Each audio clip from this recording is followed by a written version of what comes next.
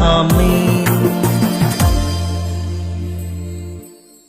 യേശുവിന്റെ ഏറ്റവും പ്രിയമുള്ളതിനെ പ്രഭാഷകൻ 9:16 കർത്താവിനോടുള്ള ഭക്തിയായിരിക്കണം നിന്റെ അഭിമാനം. ഈ കൊച്ചു വാക്യത്തിൽ മനുഷ്യജീവിതത്തിന്റെ സകല വിജയങ്ങളും ദൈവം രേഖപ്പെടുത്തുകയാണ്.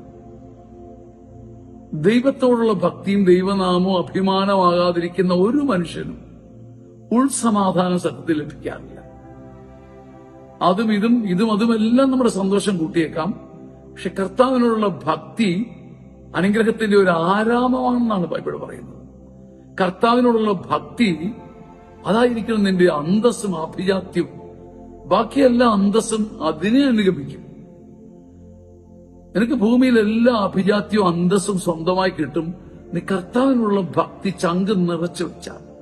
അതിന്റെ താഴെ ബാക്കി എല്ലാത്തിനെയും നിർത്തണം.